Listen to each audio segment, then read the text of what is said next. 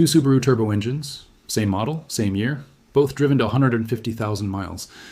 But one is almost spotless inside, and the other looks like it aged twice as fast. Same drivers, similar maintenance, nothing extreme. The only real difference? The oil. One ran 0W-20, just like the manual says. The other ran 5W-30. And what showed up at teardown? That's where things start to get interesting. If you own a Subaru Turbo, you've probably seen it printed clearly in your owner's manual. 0W-20. No debate, no footnotes, just a straightforward recommendation. And on paper, it makes sense. Thinner oil flows faster, reduces friction, improves fuel economy. That's exactly what manufacturers are being pushed to optimize right now. But here's the thing. Subaru turbo engines aren't exactly low-stress environments. You've got high cylinder pressures, direct injection, and a turbocharger spinning at well over 100,000 RPM, all generating heat that most naturally aspirated engines never see. So the question becomes, is the oil that's best for efficiency also the oil that holds up over 150,000 miles? Because that's where the stakes get real. We're not talking about a slight performance difference. We're talking about long-term wear, bearing surfaces, piston rings, turbo longevity, the kind of stuff that doesn't show up until it's expensive. Now, this isn't just forum chatter or someone's opinion after one oil change. This comparison pulls from oil analysis reports, teardown inspections, and long-term service data tracked across multiple vehicles. Shops that specialize in Subaru engines have been quietly noticing patterns for years. And when you start lining up the data, especially from labs like Blackstone that measure wear metals and viscosity breakdown, you begin to see trends that are hard to ignore. And I want to be clear here, Subaru didn't just randomly pick 0W-20. Their engineers have reasons. Fuel economy standards, emissions targets, cold start performance, all of that factors in. But what we're looking at today is what happens after years of real-world driving, not just what looks good on a certification test. So let's break this down in a way that actually makes sense. When you see something like 0W-20 versus 5W-30, those numbers aren't just labels, they describe how the oil behaves under different conditions. Think of it like this. 0W-20 is closer to water when it's hot, while 5W-30 is a bit more like a light syrup. Not thick, but noticeably more resistant to flow. That matters because inside your engine, especially under load, oil isn't just lubricating, it's creating a protective film between metal surfaces. Now here's where it gets critical. In a turbocharged engine, temperatures spike quickly. The turbo itself is basically a heat generator, and the oil flowing through it has to survive that environment without breaking down. When oil gets too thin under heat, a process called shear, it can lose its ability to keep those metal parts separated. And when that film weakens, you start getting microscopic metal contact. Not enough to notice right away, but over tens of thousands of miles. That's where wear starts stacking up. Now let's talk about the test itself. These weren't lab engines running under controlled conditions. These were daily driven Subaru turbo cars, commuting, highway driving, some spirited acceleration here and there. Real life. Oil changes were done at consistent intervals, and the vehicles were tracked over roughly 150,000 miles. One group stuck with 0W-20, the other ran 5W-30. Same engines, same general usage, different oil strategy. According to the oil analysis reports, the differences start showing up earlier than most people expect. Within the first few oil change cycles, 0W-20 samples began showing slightly higher fuel dilution levels. That's when unburned fuel mixes with the oil, common in direct injection engines, especially on short trips. The issue is, fuel dilution thins the oil even further.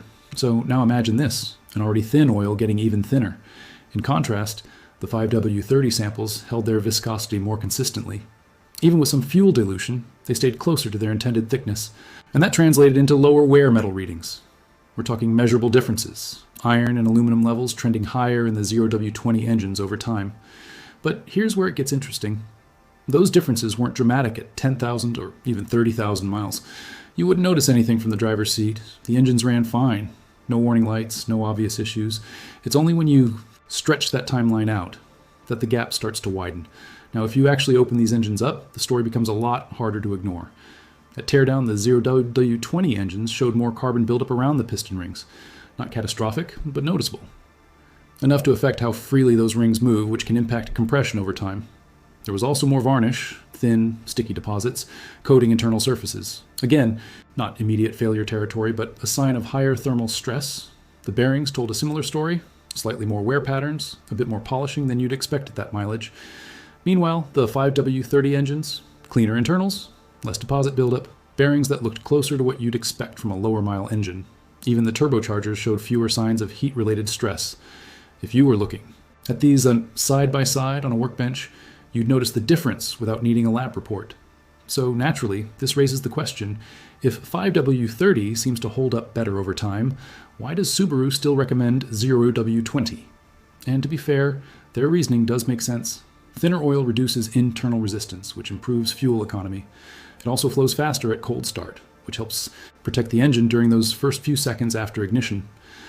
And with modern engine tolerances, manufacturers design systems that can operate within those parameters safely, at least within the warranty period. But here's the part that doesn't always get talked about. Fuel economy standards are strict, manufacturers are under pressure to meet fleet-wide targets, and even a small improvement, fractions of a mile per gallon, adds up across millions of vehicles. So when engineers are balancing efficiency versus long-term durability beyond 100,000 miles, there's a trade-off happening. And that doesn't mean 0W-20 is bad, it just means it's optimized for a different priority. The truth is, there isn't a single best oil. There's a best oil for how you actually use your car.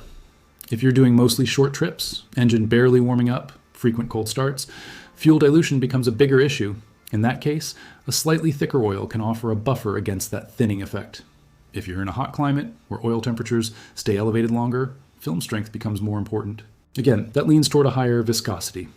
But if you're driving mostly highway miles, steady speeds, fewer heat spikes, 0W-20 can perform just fine, especially with regular oil changes. And then there's engine age. As components wear in over time, tolerances change slightly.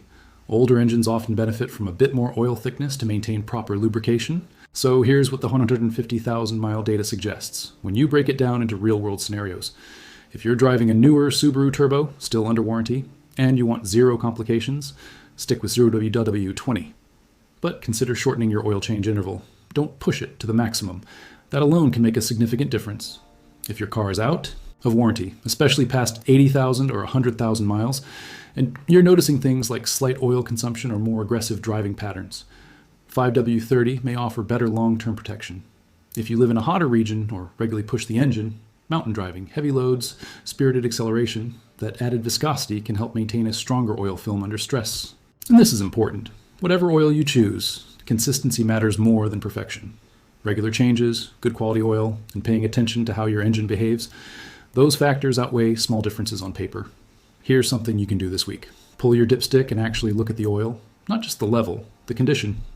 Does it smell like fuel? Is it darker than expected for the mileage?